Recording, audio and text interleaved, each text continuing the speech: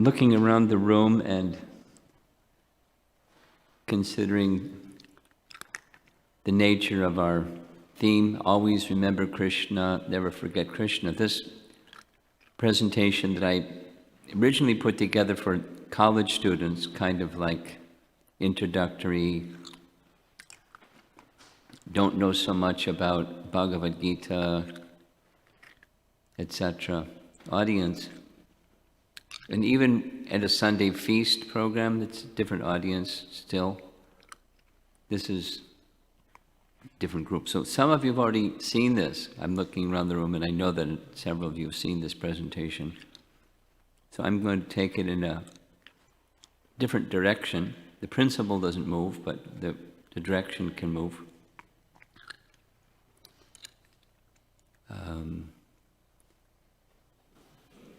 There's the conventional use of the term mindfulness these days. I don't know if you've noticed it, but since I was asked to speak on this topic, I've been noticing it. It's quite pervasive. It's in the media. It's becoming a little bit tired already term, mindfulness. Mindful eating, I've seen it quite a bit. Mindful walking, anyway.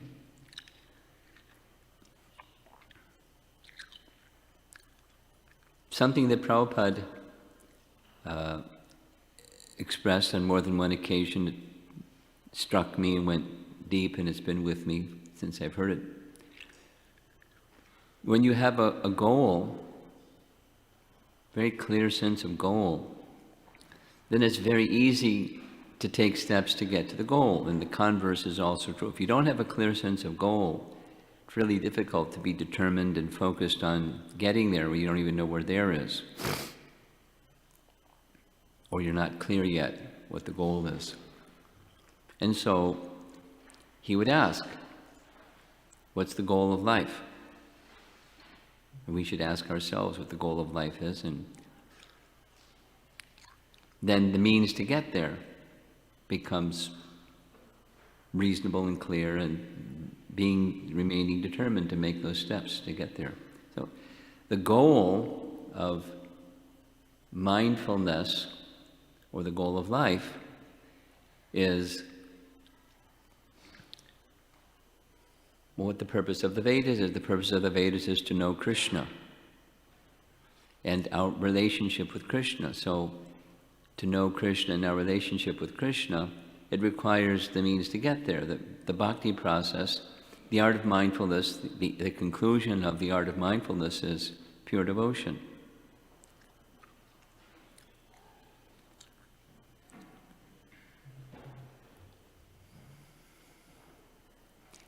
In one of the Sanatana Goswami's writings, titled Brihat Bhagavatamrita, the approach was taken slightly differently. It was intended as a commentary of sorts, a commentary on Srimad Bhagavatam.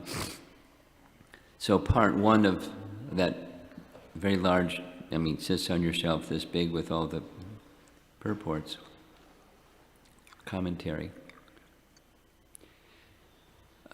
Who is the greatest recipient of the mercy of Krishna? It's a quest literature where Narada Muni is on the quest to find that person. And many, many, many persons he goes to, one after the next, after the next, after the next, after the next. Who he said, no, not me, not me. But this other person, so he keeps going, and finally the conclusion is the residents of Vrindavan.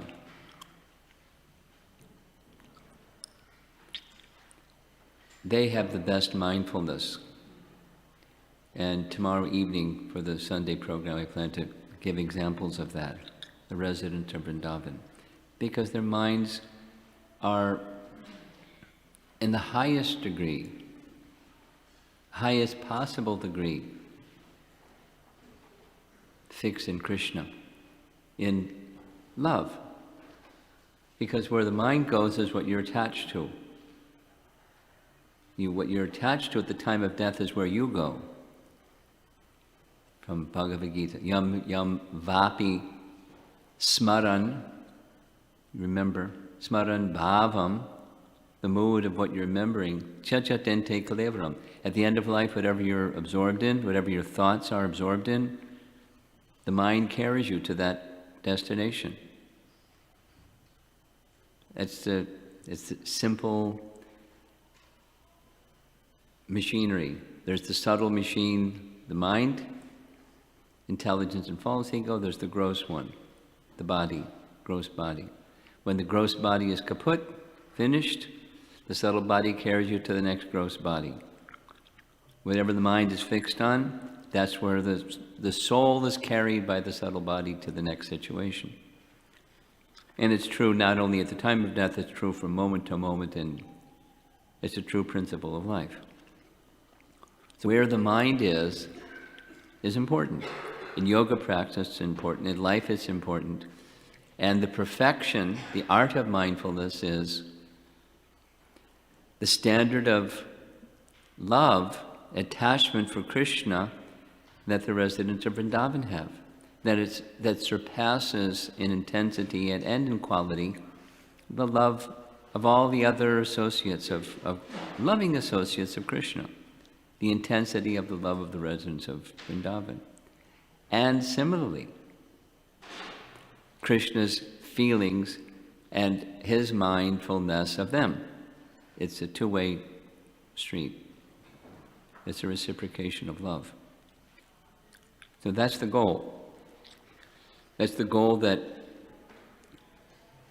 the chanting of the holy name, gifted to us by Chaitanya Mahaprabhu, is meant to take us to that place. Krishna Loka in the mood of the residents of Vrindavan. That's the gift. That's the goal. Receive the gift. Be in a relationship with Chaitanya Mahaprabhu and associates so that you can receive that gift. And that's the art of mindfulness. So it's beginning with the goal in mind. For those of you that are really new, maybe it's not so clear what I just said. For the rest of you, it's pretty clear. That's receive the holy name and exchange with the holy name in such a way that the gift of Goloka is what we receive. Residence, eternal residence with Krishna in Goloka Vrindavan in a loving, serving mood. That's the goal. And begin with the goal in mind, and that's the art of mindfulness. Not bad. So the conventional use of mindfulness is something quite different.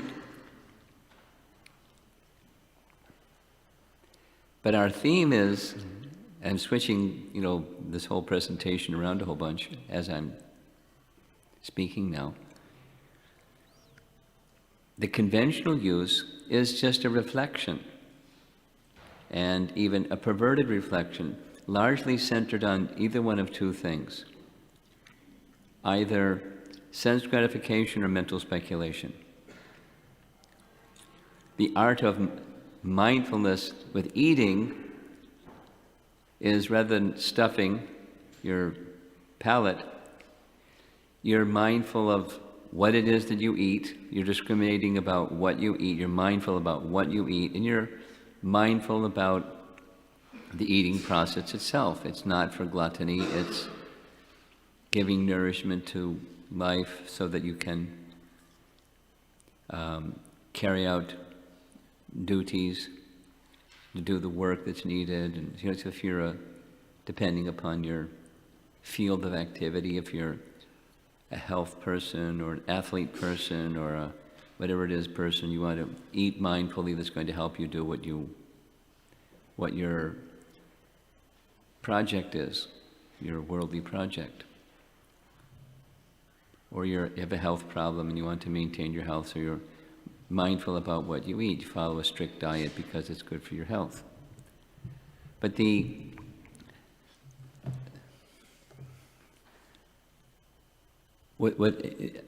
a broad sense, the mindfulness means be present instead of being absent.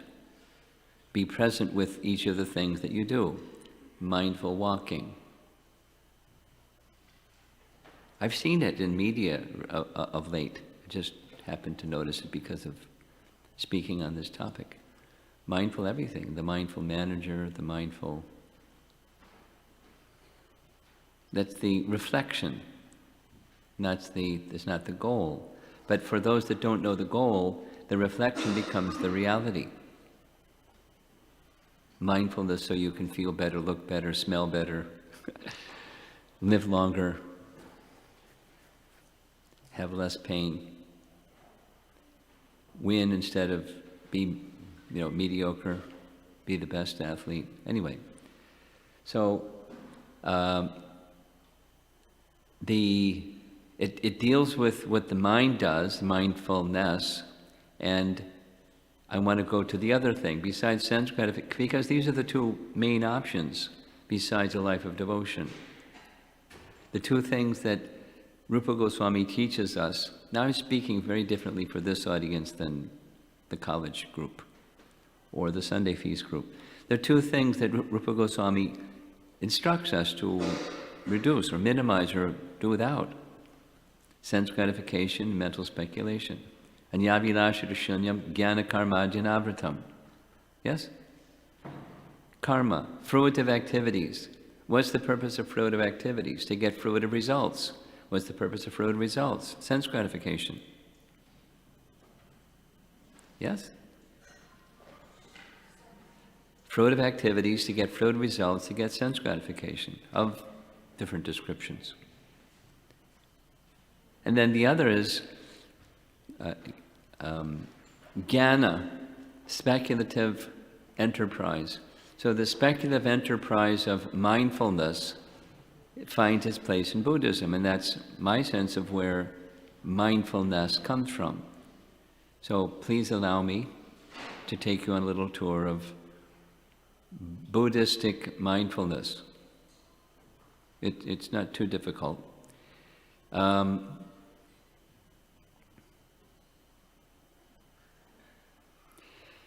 I learned this from Jiva Goswami, and it's written in Tattva Sandarbha, where those of us that have been devotees for a while know that when Shankaracharya appeared, it was after Buddha appeared. Buddha appeared in India, and we hear over and over again, Shankara drove the Buddhists out of India, and they went to the Orient. They went to China and Southeast Asia and Japan, because he was strongly against Buddhism. And what Buddhism did was rejected the Vedas.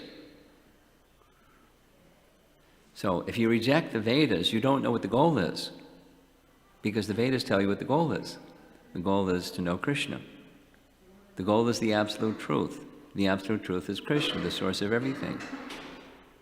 Right in Bhagavad Gita, the goal of the Vedas is to know Krishna. And Krishna is known through devotional service. You reject the Vedas, their goal is gone. But one thing for sure, nobody likes to suffer. Say it the opposite. We like to be happy, or at least peaceful. So Buddha's teaching says, keeping it simple, the root of suffering is desire. Solution, become free from desire. No more suffering. That's the goal. No more suffering. When you reach that state that's no more suffering, it's got a nice name. Nirvana. The goal of Buddhism is nirvana. A simple definition of nirvana is cessation of material involvement, or cessation of material implication, cessation of material activity, cessation of material existence. Nada in Spanish, nothing. Right? Or nothingness, the state of nothingness. What's the goal? Nothing. Or nothingness. Nirvana. Because what you did is you just got a path that gets you to a place where suffering ends. Because the root of suffering is desire, you have to remove desire. Well, that's a problem. Because desire, if you read the Vedas, desire is of the soul. So how do you remove desire? You have to anesthetize the soul. Anesthesia. Then you don't feel anything. They can cut you up and all kinds of stuff, and you don't, no pain, no suffering. Anesthesia. But when the anesthesia wears off, then there's the pain after the surgery. Anyone that's had surgery. Ouch. During the surgery, you don't, anyway, no pain, no suffering, no misery. So if, well, let's put it as a question. If desire is natural for the soul, then what's this nirvana state where it's cessation of material existence? Answer, it's like anesthesia that wears off. It's not permanent. It's impermanent. It's another temporary thing. Just like desire for something temporary is temporary. Desire for cessation of the temporary is temporary. You with me? Should I do it again? Everyone's with me? So, I'm a follower of Buddha, and I want to stop my suffering, and so I want to stop desire, because desire is the root of suffering. So what do I do? I try to be mindful. And one of the ways of mindfulness is you avoid passion and ignorance, and you spend more time in the realm of goodness. So passion influences the mind to make a plan for enjoying in the future. I'm going to work hard and make this plan and do these things and get the stuff I want and be the enjoyer of the stuff I want. Or maybe, good stuff, not the bad stuff. Environmental friendly stuff, but, enjoy. Make a plan to be the enjoyer of something and work hard at it. And the mode of ignorance didn't work. I'm lamenting and I'm sad and I get depressed and I start to take intoxications to wash out the sadness, and I thought she loved me but she left me, and now I'm woo woo woo and singing the blues, and I'm in this other mode. Lamentation, darkness, destruction, moroseness, madness, intoxication, craziness. It's modes of nature. Suffering. So I want to spend more time in the mode of goodness mode. I'm not planning the future enjoyment and not lamenting over the past suffering.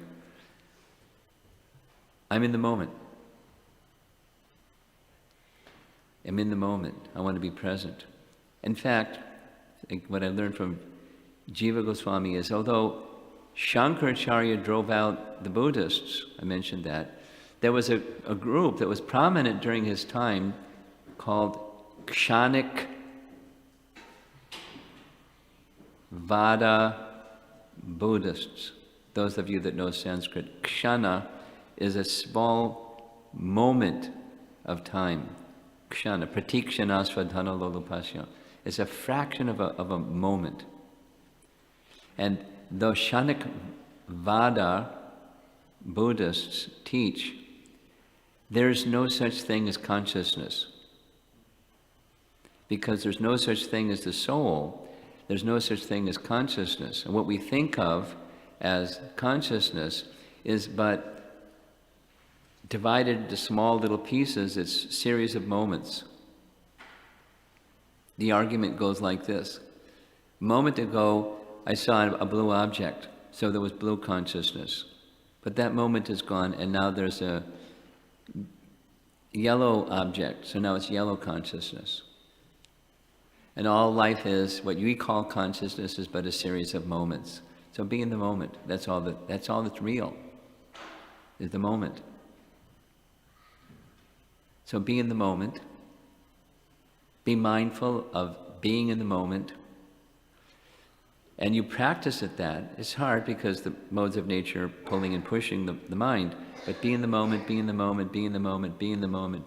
For what purpose? Go beyond the moment. Into what's really real. What's really real is nothing. Nirvana. Cessation of even the moment. That's nirvana. And then no more suffering. Because you're beyond suffering. You're beyond even the moment. And you're beyond desire because there isn't desire anymore. Because it's all a big mistake. Desire. Because all there is nothing. Pretty bleak, huh? Exactly as Krishna says in Bhagavad Gita. What's that verse? Oh.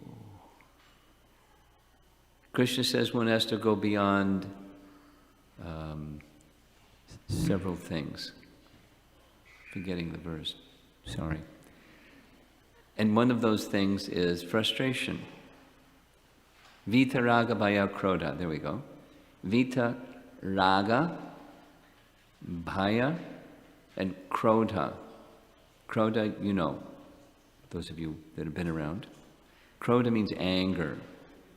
Anger arises when a desire is frustrated. Just like a child, I want whatever it is. And if it's detrimental for the child, the parent will say no. And what does the child do? Throws a little tantrum. I want. Right, Yasodhananda? Yes, Marsh. So you try to give them another little something that rattles or something that glitters or something that whistles, and their attention goes there and they forget the other thing. It's a trick to help them let go of the attachment to having something that's detrimental to them. But when desire is frustrated, it leads to anger. So Prabhupada explains very clearly these philosophies of nirvana and becoming one with the Supreme arises out of frustration, krodha, desire that's not fulfilled. But if you reach this stage, this is nirvana. Please understand, there is no such thing as nothingness. I'll say it again. I'll say it in a positive way. There are two things, Prabhupada's statement. There are two things. There's Krishna and there's Krishnas. And there's not a third thing. There's not void in the creation of God, because void means where there's nothing. There's no such thing. There's a state of anesthetized consciousness where you're in this state where consciousness is so covered. It's deep sleep. You're not aware of... Anyone that's had anesthesia knows what I'm about to say. There's no sense of passage of time. When you're awake, there's a sense of passage of time. And it varies. When you're enjoying, you're having fun, time just flies. And when you're waiting for a bus or waiting for something that's important, it takes forever. Time passes differently according to even in this body. And then when you're asleep, time passes differently. But at least when you wake up, time has passed. But when you have anesthesia, there's no sense that time has passed. It's as if time goes slower and slower. So this nirvana is like that. But when anesthesia wears off, because even in the anesthesia state, it's just covered consciousness, but it's not zero. Nirvana is a so-called state of zero-ness, nothingness, voidness. It doesn't exist. It's anesthetized consciousness. It's not happiness. It's anesthetized consciousness. It's not bliss. It's anesthetized consciousness. So, according to Bhagavad Gita, we'll get to it in just a moment, there's a description of samadhi, because this is always remember Krishna, never forget Krishna. That's samadhi. But the samadhi state can be this nirvana state that's just preliminary.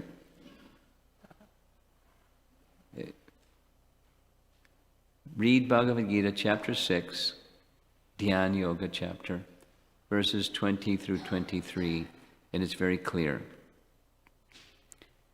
Nirvana is a preliminary state, and then what's on the other side of nirvana? The question for nirvana, folks, is what's on the other side of suffering?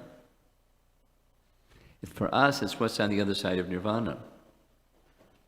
Like, what do you do? When you're in this nirvana state, or you're in the neutral to material existence state, what do you do?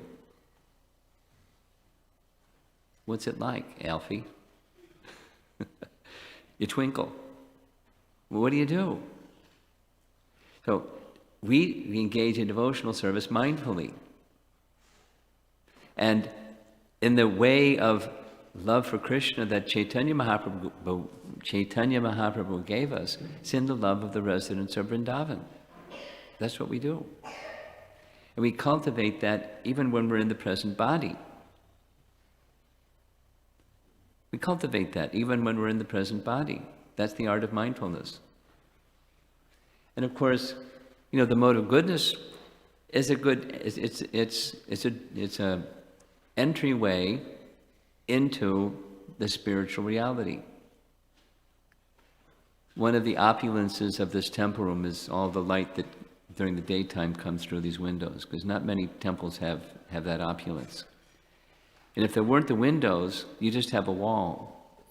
And so where there is a wall, you can't see what's on the other side of the wall. Or the window, you can at least see what's on the other side of the wall. So the window allows you to see what's on the other side, and then you can go being inspired to go on the other side. Like somebody was asking me today, what can I do to get inspired? When I'm with the devotees, inspiration. And then there's times that I'm not with devotees and I don't feel the same inspiration. So my answer was through sound, because through sound, there's full contact with Goloka. Golokera Premadana Harinama Sankirtana. It's one of our great acharyas, Narottam Das Thakur, writes in a song. The holy name brings with it the entire spiritual world. The process of devotional service, to what we're doing right now, hearing the subject matters about Krishna and always remembering Krishna, etc. It's part of the spiritual world. That's the goal. That's the art of mindfulness. It's what's on the other side of nothingness.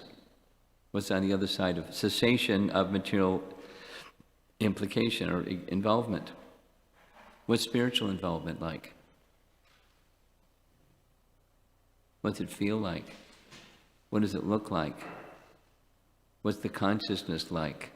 How do you live your life that way in our present condition? How do you cultivate beyond nirvana consciousness? I haven't read it yet, I just came across. Srila Prabhupada took sannyas from whom? His sannyas guru? In Mathura, his name was Keshava Swami. Keshava Swami wrote a very detailed essay, which I'm hankering to read when I'm not so busy. It's Beyond Nirvana. Or the other side of nirvana, or something like that. Same topic. You know, very detailed. And he speaks about Buddha and Buddhism in detail. He speaks about our topic, always remembering Krishna, never forgetting Krishna. The life of full devotion to Krishna. So it's the art of mindfulness. Now, in Bhagavad Gita, we find Krishna saying the mind can be, this is Picasso's rendering of Bhagavad Gita. The mind can be your best friend or your greatest enemy. This is Picasso's depiction of the mind. And Shri Shri Kishore Kishori Ki Jai.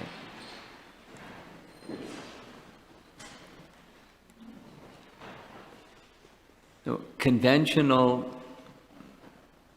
mindfulness, of those who are interested in mindfulness and pursuing it, is through meditation.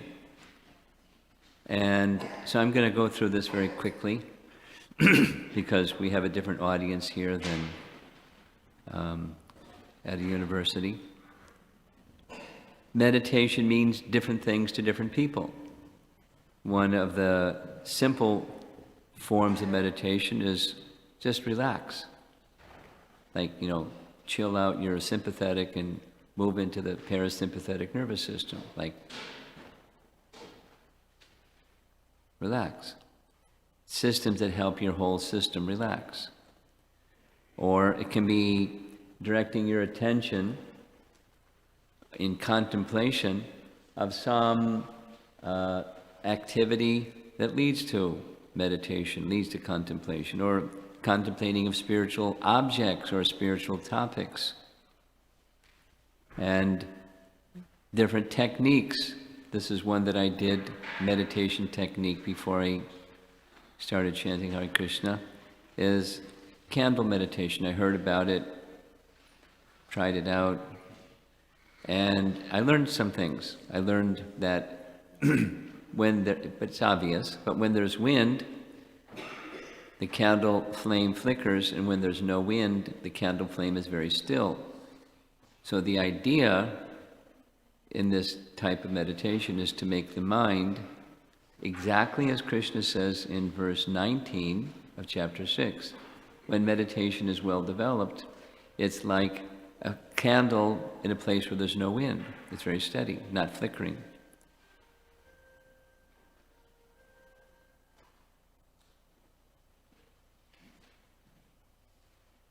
Musical. Okay. However, life is not windless. Life has its varieties and categories of winds. Well, and so but it's a mechanical, Prabhupada uses the term, mechanical processes.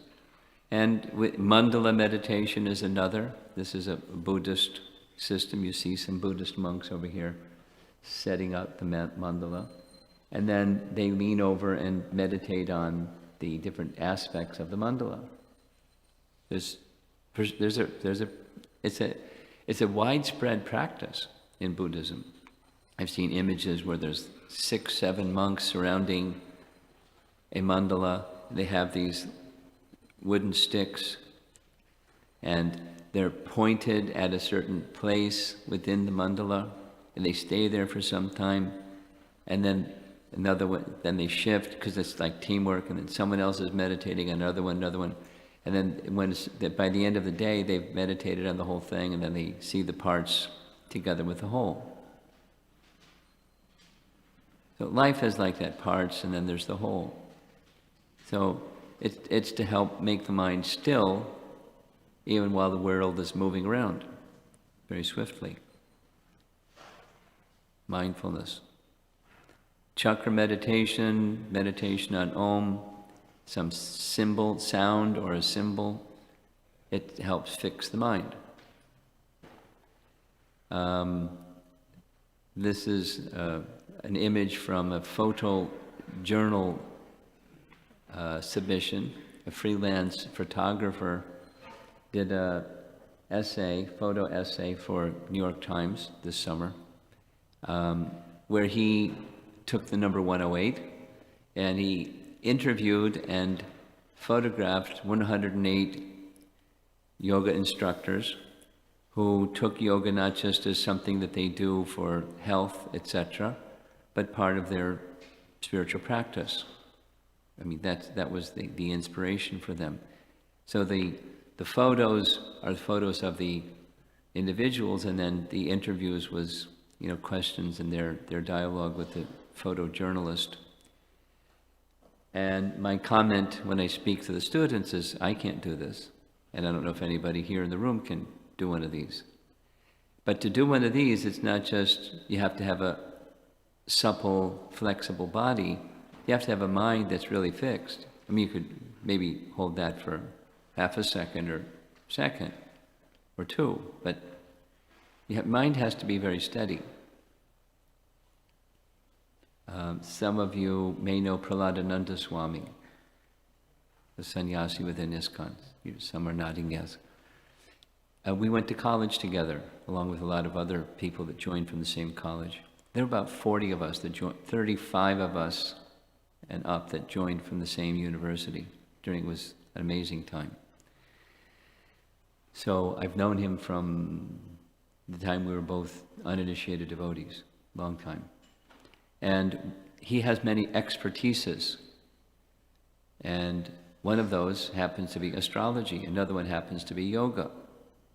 In fact, he was sharing with me when he was visiting in New York once that he had just come from London, where he was requested to give a seminar to yoga instructors who instruct yoga instructors who instruct yoga students, who train yoga students. So he was very high level because he's regarded as having that skill.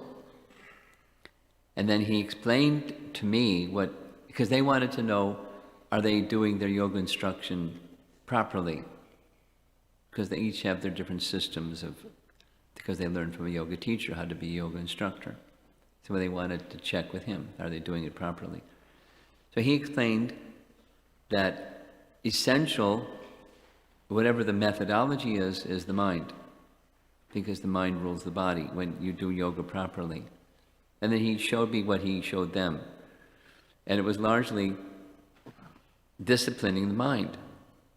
Now, if you're going to chant japa, you also have to discipline the mind. If you're going to do any kind of yoga, you have to discipline the mind. You can't chant negatively.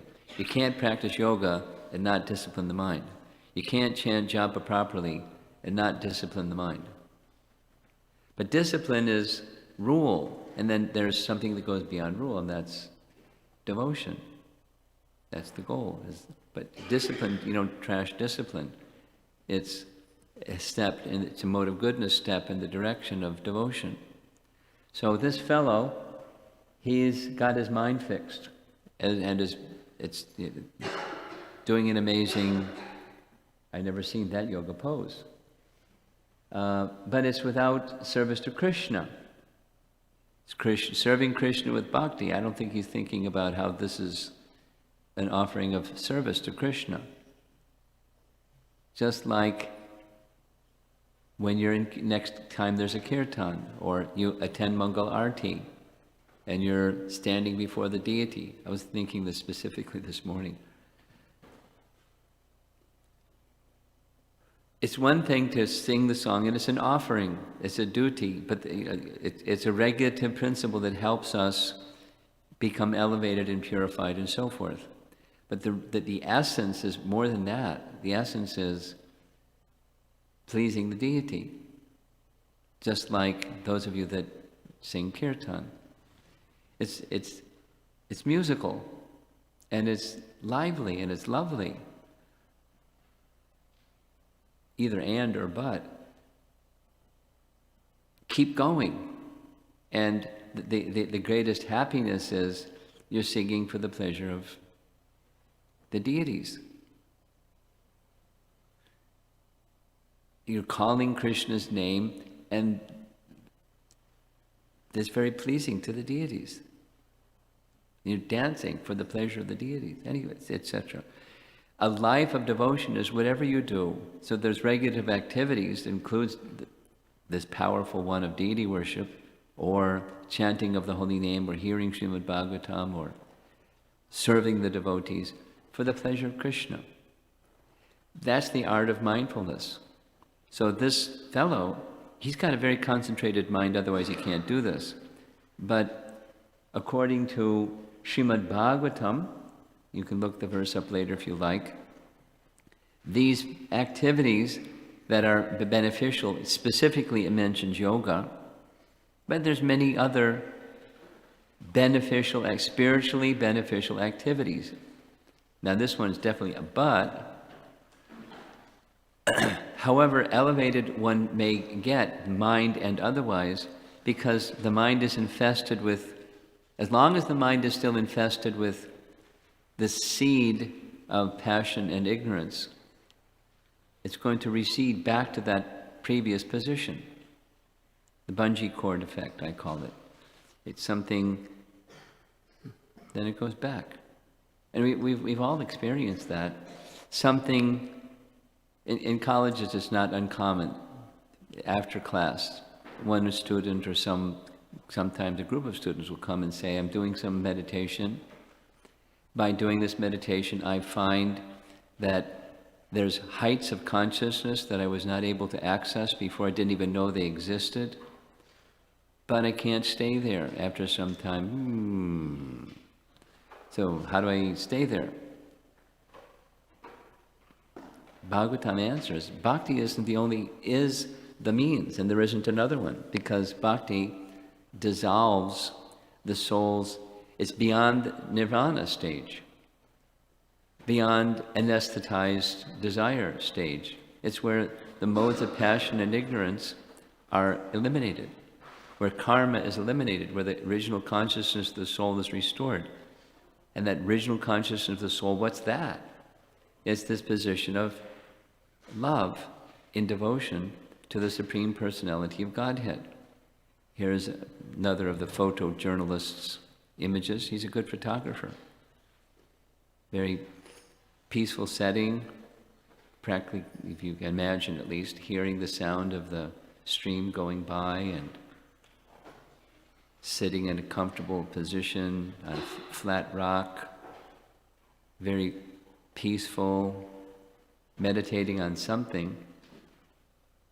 But if that something is not Krishna, it's not enduring, it's not permanent, it's another impermanent, peaceful situation, then comes the storm. And how to remain peaceful even when there's tribulation. That's one of the topics. I believe Hemangi was touching on it also. And it's a topic I plan to speak about Monday morning. So here comes the rain, and it's splashing, and the surface of the water is disturbed. How do you remain undisturbed even when there's cause for disturbance? There's a Sanskrit term for it, so it exists. It's dhira. It's Krishna consciousness. So you can try to be detached and enter into this nirvana state, being neutral to the circumstances around you.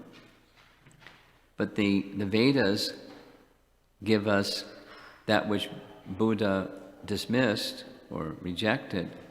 The Vedas give us this information of divine mindfulness. And our divine mindfulness is fix the mind on Krishna. And one of the best methods, particularly for this age, is the chanting of the holy name, both kirtan and this mantra meditation.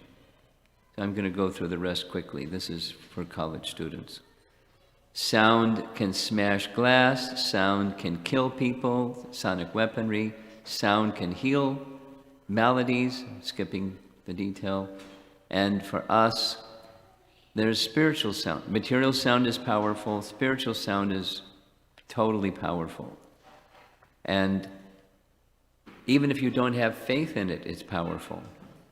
But if you have faith in it and take full shelter in that sound vibration meaningfully and mindfully,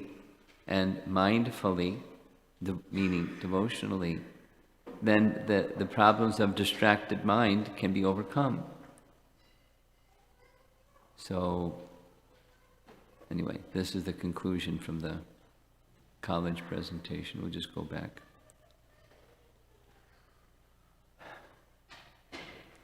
We're very fortunate. We don't even really yet know how fortunate we are that we've been rescued from who knows how many lifetimes of searching endlessly for contentment that's always elusive, and spirituality that's always elusive. But the mindfulness of being mindful of Krishna in His name, His form, His quality, His pastimes. It's being handed to us. Please take it. But we're not qualified. That's okay. Take it anyways. But I'm distracted. Yeah, I know you're distracted. Take it anyways. It's good for you. It's more than good for you. It's superlatively best. Well, let me try. Okay, so we're in that situation. We're in this in-between nowhere and somewhere. And we're trying in our association together to become, at least with the attempt that in this presentation this evening, what's the goal? And to understand the merciful nature of Chaitanya Mahaprabhu giving us the spiritual world. Please take it. You have a place in the spiritual world. Please accept it. And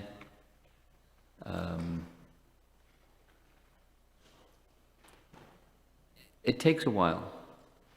It takes some cleansing. It takes some faith. It takes some spiritual effort. One thing we share in common, we don't like to suffer. And we want the other kind. We want happiness. But we want happiness that is not intermittent.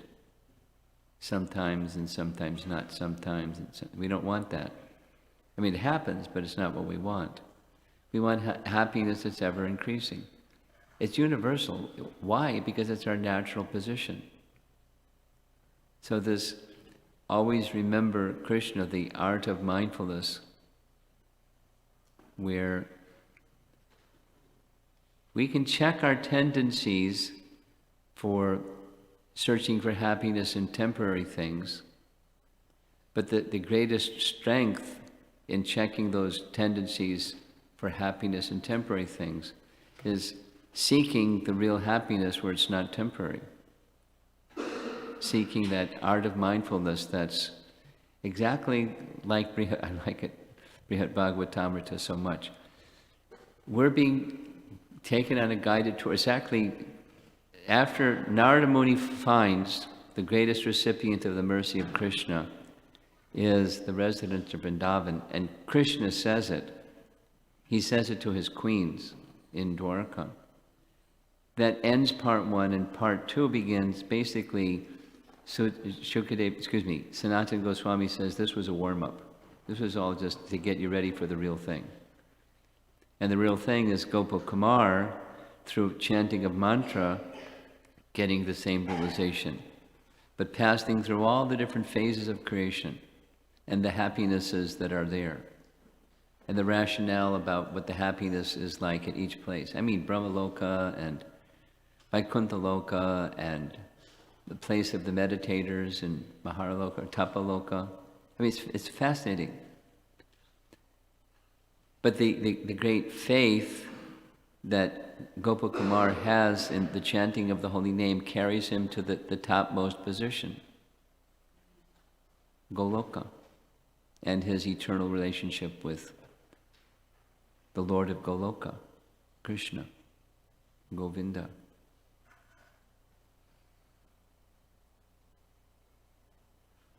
That's the art of mindfulness. And the others are directionally perhaps interesting and helpful, but not long-term permanent. We need to take whatever asset we have in those departments, apply them towards the ultimate one. If someone is good, I know some people that are really good at remembering things. I know some people that are really bad at remembering things too, but some people are really good at remembering things. Fantastic. Apply that capacity to those steps and the nature of Krishna in the spiritual world and his loving dealings. Apply it there.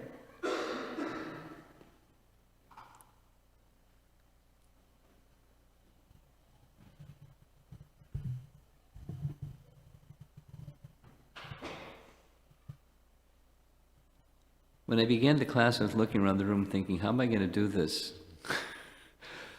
presentation for the audience that's here? So it was a little disorganized, my apology. I did some adjusting as I was going along. Any comments or questions?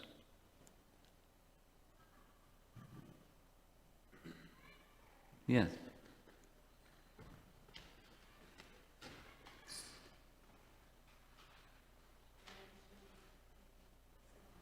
Hare Krishna Maharaj.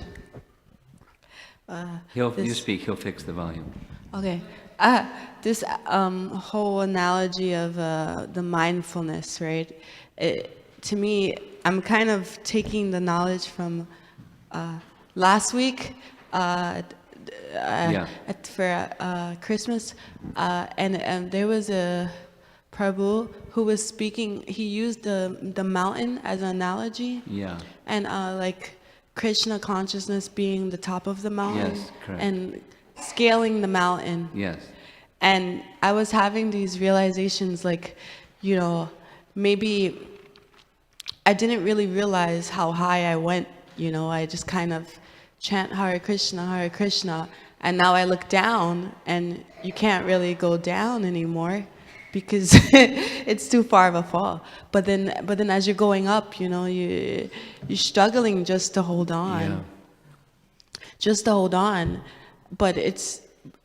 So you're making a comment about something you appreciated last weekend. Yes, but in some way, I felt like it was connected, because you were saying, you know, the goal is Krishna, but the mindfulness is the reflection as we're getting there. And so, so that I feel like it's correlated. Yes. Yes.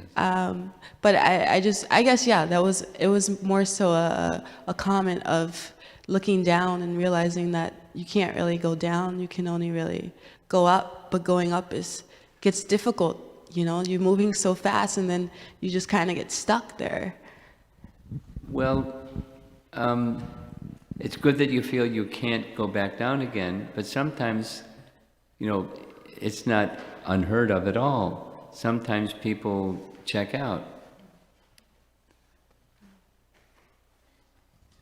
Sometimes I don't people check understand out. that. Yeah, I feel like you completely transform from the inside, like here's what the Bhagavatam says. Sometimes souls try to forget.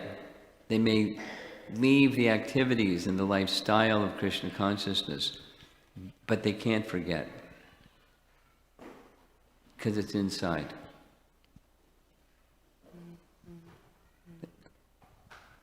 Yeah, thank you. It may take even, you know, another lifetime or more than one lifetime to get back, but they can't forget, it's inside. It's right in the Bhagavatam. Yes, in the back.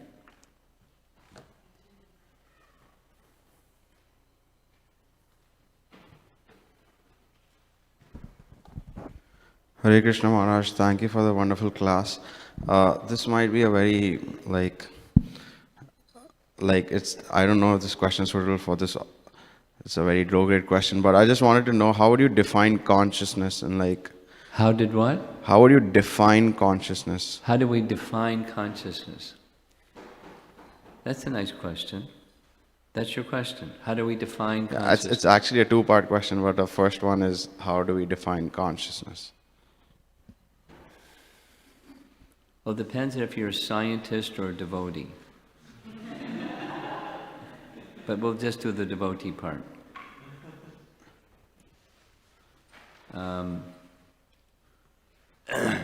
Jiva Goswami explains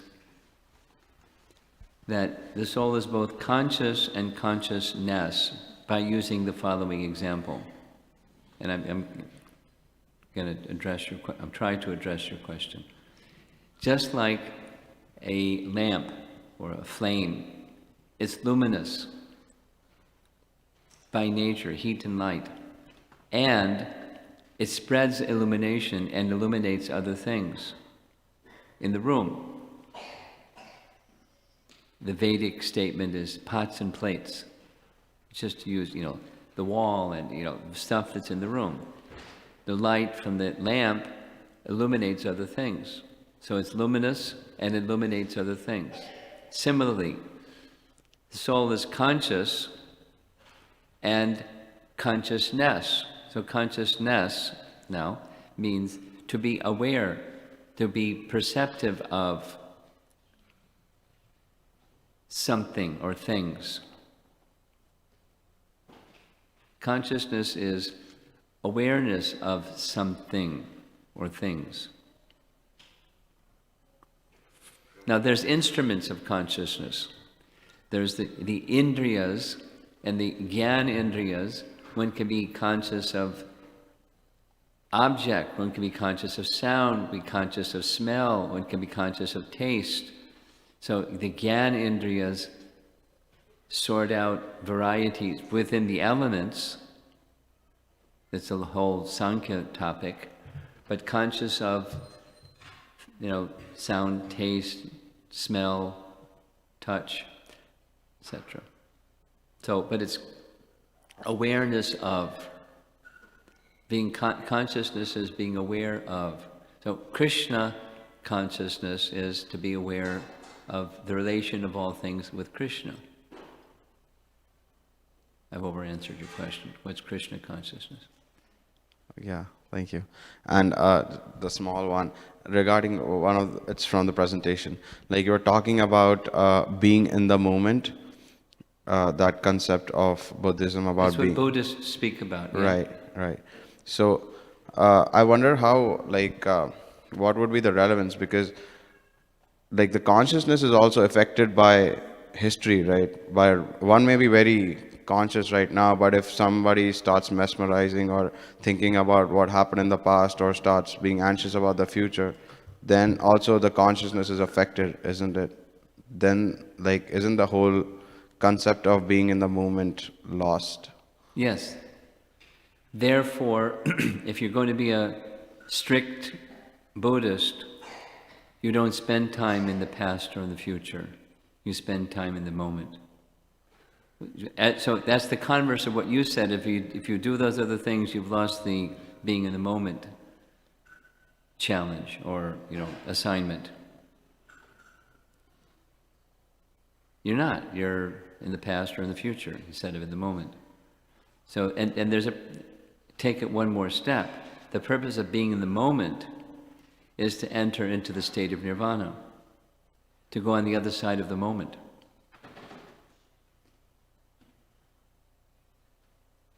Because fundamentally, the assumption is, or the assertion is, that's reality. Enlightenment is nirvana. You're beyond the moment. But to get to beyond the moment, you have to be in the moment. You can't be in this passion ignorance thing. You have to be in the mode of goodness thing. And therefore, principles of goodness are parts of the eightfold doctrine of Buddha, at least Gautama Buddha gave. And it's basically principles of goodness, compassion, etc. Truthfulness.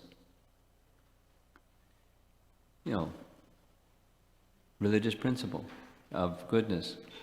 So that you can be in the moment, so you can go beyond the moment. You got it? Thank you. Does that answer your question, or you're still... Yeah, that's it. Thank you, Maharaj. Yes? No? Maybe? Yes. Okay. Maharaj. Okay. Up front here? Oh. Okay. But up front here, there's a few hands up.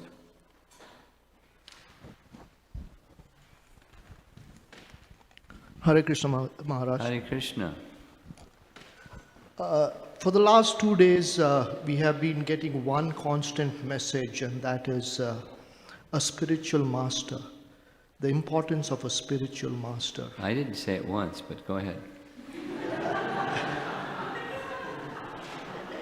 And how does one identify a true spiritual master? And with the TV and the commercials and the internet, everybody seems to be very, very spiritual and very, very God-fearing. I don't watch TV, but I can't imagine that TV is spiritual. It's appealing to, buy goods and services. It's sense gratification. It's commercialism, not spiritual. Okay, but your question is, how to identify a spiritual master? That's your question. Do you mind if I refer to Scripture? Because Scripture tells us the answer to the question. There's some very basic points. One of them I just was hearing in a recorded lecture during lunch today. I was having lunch and listening to Prabhupada. From Bhagavad Gita, you can look it up later, 434. One of the a spiritual master must be for 1, 2, and 3. But spiritual master must be in disciplic succession. And Shrotriyam Brahmanishtam. Shrotriyam, he has heard. Shruti, Shrotriyam. He has heard from a qualified person in disciplic succession and has assimilated that understanding. And thus, the second, Brahma Nishtam. Brahma Nishtam, firmly fixed in the absolute truth. Such a person is fixed and they don't deviate from. And Upasamashrayam, the third qualification. Material affairs, material attraction is cast aside. Upasamashrayam. No more pursuit of sense gratification through fruitive activities. Those are three. One who has Shrotriyam, Brahmanishtam, Upasamashrayam. And they live their life, day in and day out, like that. The words that they speak, this is Prabhupada was saying this, I'm just hearing it today. Krishna says, surrender unto me, right, in Bhagavad Gita. And the spiritual master says, surrender unto Krishna. He's just repeating Krishna's words. And the goal is Krishna. That's the qualification. They just repeat, they don't interpret, don't twist, edit. They just take the words of Krishna and speak the words of Krishna and live the words of Krishna. Their life, their achar corresponds with their prachar. Their character and conduct corresponds with what they say. How's that? The second question to that. After finding such a type of spiritual master, how does one qualify as a disciple to become that spiritual master's disciple? Nice question. Well, this is 434 Bhagavad Gita. 3 things, having found such a person: pranipat, prashna, and seva. These are Sanskrit terms, but you know the meaning. Pranipat, submission. Prabhupada says submission means not making absurd inquiries and challenging spirit. Not whatever you say, I got my eyes closed and the answer is yes, whatever you say. Not blind submission, but not challenging spirit. And then prashna, you know the meaning. It's you have an inquisitive spirit. You'd like to know. And seva, when you hear the answer to the question you'd like to know, you're enthusiastic to live by it. You seva, you render service according to what you've heard. You mold your life around those pearls of wisdom that you've heard. That's the qualification of qualifying one to become a disciple of the spiritual master. Pranipat, prashna, and seva. 434, you can look it up later, Bhagavad Gita. Okay, so there's some enthusiasm over here. Put your hand up so he can see. Thank you. Hare Krishna. Can one have free will while surrendering to Krishna completely? Can one have? You Free must. will. You must. Let's say it negatively. You cannot abandon free will even if you wanted to. Surrender to Krishna or not. Rather, surrender to Krishna means proper use of free will, fully exercised. Let's say it even stronger. Do you know how to swim? I do. Okay. You ever been in a river that's moving really fast? And so fast, even if you're swimming upstream, you're going downstream. The Ganges is like that. So, depends. I've not swum in Ganges. But I have the experience. It can be dangerous. So the current of Kali Yuga, the present age of mankind, is moving very fast downstream. And we're trying to move upstream. We're using free will to be surrendered to Krishna and Krishna's service. We can't be inattentive. We have to fully exercise our free will to be in a mood of surrender to Krishna against the tide that's going the other direction, away from Krishna. We have to be even more determined to exercise our free will carefully, consciously, fully, to not get washed away by the current of materialism that's strong. So the answer to your question is absolutely. Not only can you, you must. Okay. How's One that? must have free will. You have to. If you want to be surrendered to Krishna, it has to be a free will choice. But nothing happens without the will of Krishna. The sanction of Krishna.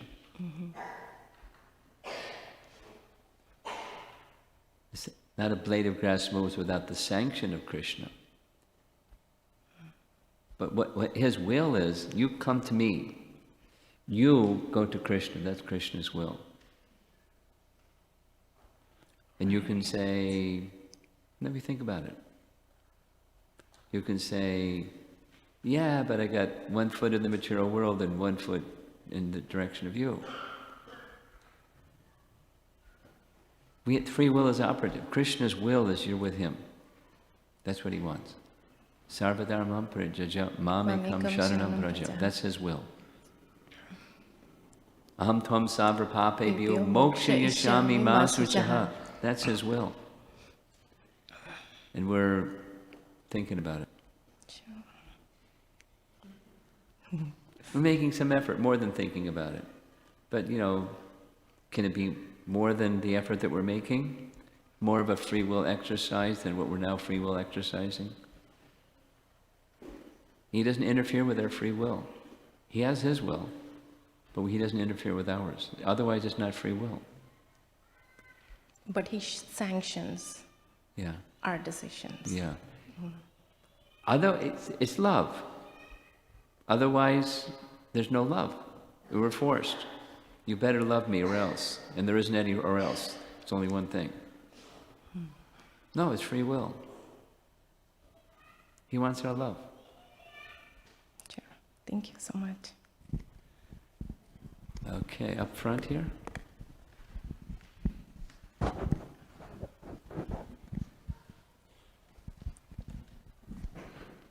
Hare Krishna. Hare Krishna. With what you were saying, I'm trying to just understand it better. Is like seeking nirvana, like going against Krishna, or is it just an unnecessary step to get closer? It's not exactly either one of those. It can be against Krishna. It can be like ignoring him. That's not for Krishna. Just, like, supposing I just ignored you, or you ignored me, or, you're making some friendship over here with, just ignored him. Just from today, for the rest of the time you're here, just didn't exist. That's not nice. It's ignoring Krishna, this nirvana thing. It's not saying you don't exist, but it's not saying that you exist, it's just ignoring him. In effect, it's just saying you don't exist, by implication. I mean, ask a Buddhist, does Krishna exist? A person in this state of nirvana. They're just in the state of nirvana. What does exist? Void. Literally, nothing. In a state of enlightenment. You follow? So,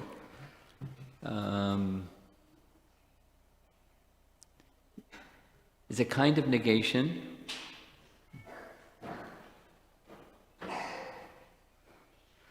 There's worse when it's explicit. And there's a group of people that say Krishna doesn't exist. Those are, you've heard this term floating around here, and they're impersonalists or Mayavadis. You've heard that term? Those are those people. You've heard a term. Mayavadi? I haven't heard it. Okay, it's a new breed, new species. They say he doesn't exist.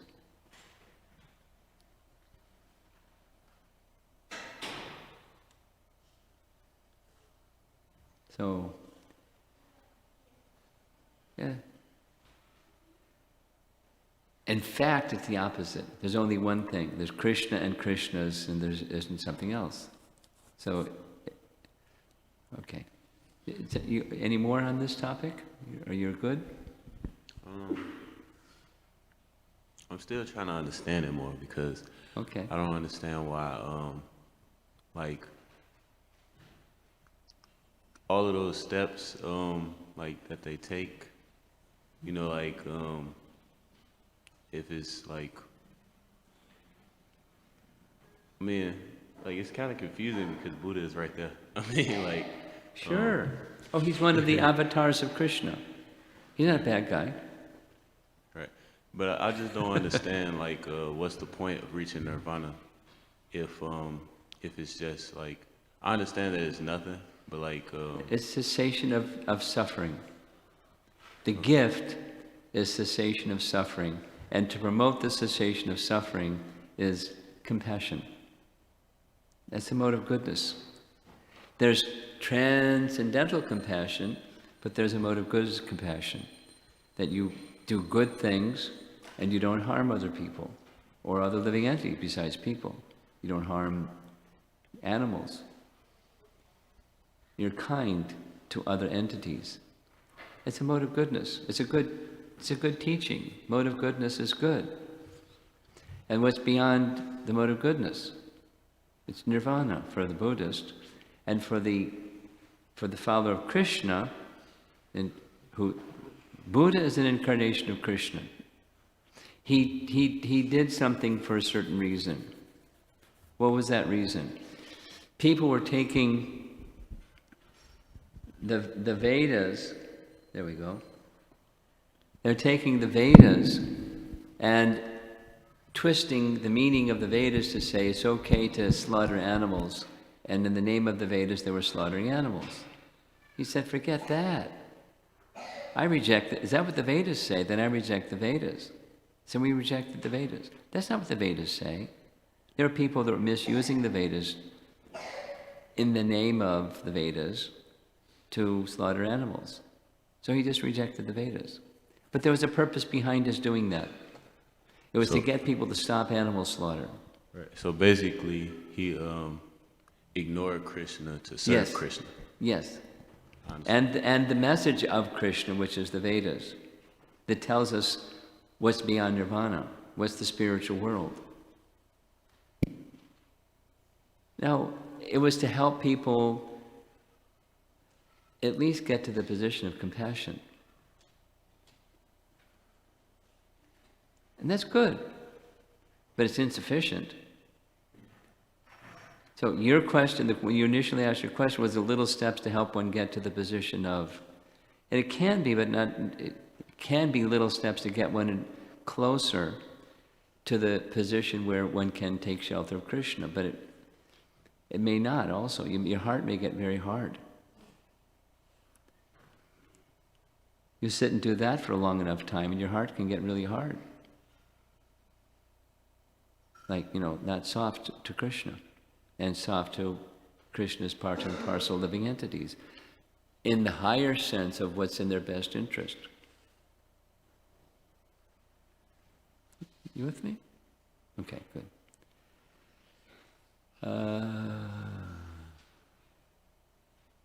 Okay, yeah, 2 more questions, we're going to end. Guru Maharaj, this is disciplining the mind.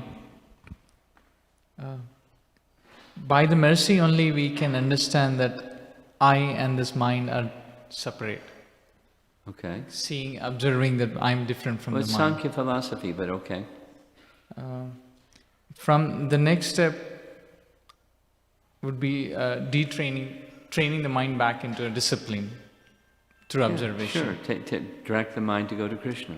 So within that training, through shastrical injunctions, we get one is beating the mind with a stick or ignoring it.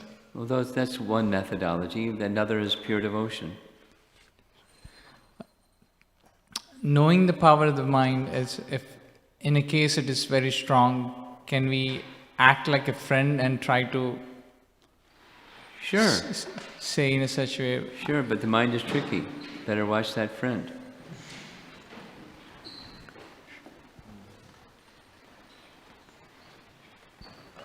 Don't trust the mind. Read Canto 5, Chapter 6, verses 2 through 5, that says, don't trust the mind. Be careful about making the mind your friend. Mind is tricky. Be careful. You don't want an enemy of the mind, but you don't want to just la land and trust the mind. He's my friend. The mind is mind has us very bound up in the material world. It's the place where conceptions of life are carried. According to Bhagavad Gita, a material conception of life is what we're ruled by. So don't place trust in your friend, the mind. Place trust in Krishna. And bring the mind to the position of subordinate to Krishna. When Krishna says, the mind considers carefully and then says yes. That's good. One more clarification, if you permit. So, like observing the parents who has a child is very adamant, and then parent becomes extended a little bit of friendship over there, saying instead of 10, they give 5 and take under the control. Yeah. Okay.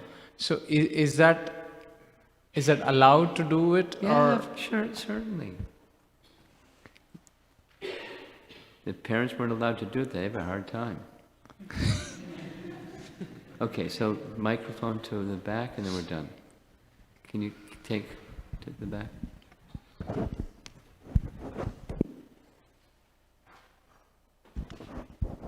Hare Krishna, Guru Maharaj. So there is a set of services that I perform almost every day. Sometimes something is added to it and sometimes something could be removed from it, but there is normally a set of services. So when I try to do the services very mindfully, try to be in the mode of goodness for the pleasure of Krishna, then either of the one happens, that either the time is over or capacity is over and still services are pending so much. So I have observed that unless I do it really quick in the mode of passion, No. I can't achieve it. No. And I get very frustrated. No. How can I balance? You just got tricked by Maya to think that you have to be like that. That's Maya. Say no to Maya. Say yes to Krishna.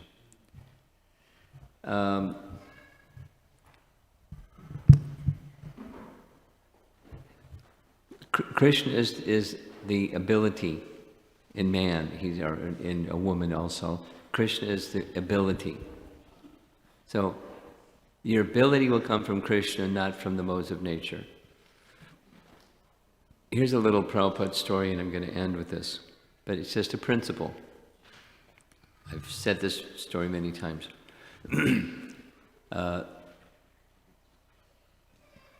Prabhupada had trained one Mataji in Los Angeles to be the head pujari of Rukmini Dwarkadish.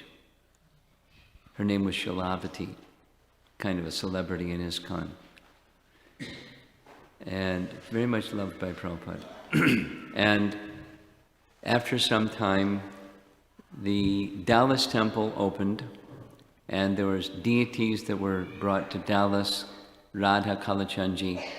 So Prabhupada sent Shalavati from Los Angeles to train the devotees in Dallas how to worship Radha Kalachandji. And then he went to visit after some time, see the Gurukul and etc. So Shalavati asked Prabhupada, can I extend the morning worship by 15 minutes? Because it's difficult for me to finish in the same time that I was doing in Los Angeles, in some reasons. And Prabhupada said, I will show you. Now, you've done deity worship? A little bit? Yeah, at home. Okay, at home. But you've done a little bit. So, those that have done a little bit know that when you first start to do deity worship, it takes longer than after you become experienced at it. In St. Louis, we have this really nice brahmachari that does deity worship. He, got second initiation, and he just went on the altar and started doing deity worship. And it took him a long time. Now it's, 20 minutes less now that he's experienced. So Prabhupada came in, hadn't been dressing deities in a long time, certainly had never dressed the deities in Dallas, and he finished the worship and the dressing and the bathing and everything in 15 minutes less than was the earlier schedule. Then he wanted to show Shala, she was watching him, he wanted to show her that it can be done and how to do it. And then he explained to her later that devotion doesn't mean taking lots of time doing something. When you're very Krishna conscious, you do things very effectively. There's Krishna standing there. Why put him through the difficulty if you're messing around with his clothing and jewelry? Do it quickly, with devotion. And not quickly, mode of passion, quickly with devotion. When you're very concentrated in devotion to Krishna, it takes less time to do the same thing than it would be if you did it in passion, without the error of passion and without the dissatisfaction to yourself and Krishna that arises from passion. So it's a matter of the art of Krishna conscious activity. Being devotion it's the same as the starting point of this evening's talk. The art of mindfulness is pure devotion. Then your mind is more concentrated. Same point as I made in class this morning from our acharyas describing that verse. If Shishupal, remember from this morning?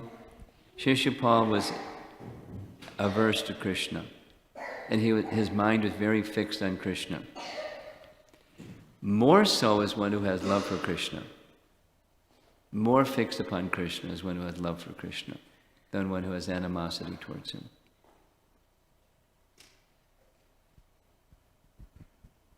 So, for you, better than the concentration that comes from passion is the concentration that comes from devotion. Yeah. Now, we're familiar with the territory of passion. We know how to get things done so-called efficiently, but it's less efficient than in devotion.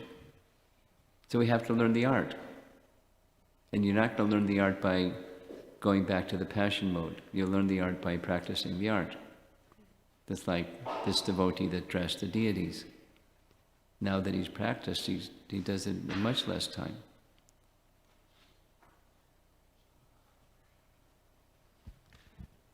So while being mindful of your instruction and practicing like that, I Yes. can. Yes. Within the instruction is the ability to carry out the instruction. Prabhupada's teaching. Okay, we'll end there. Thank you.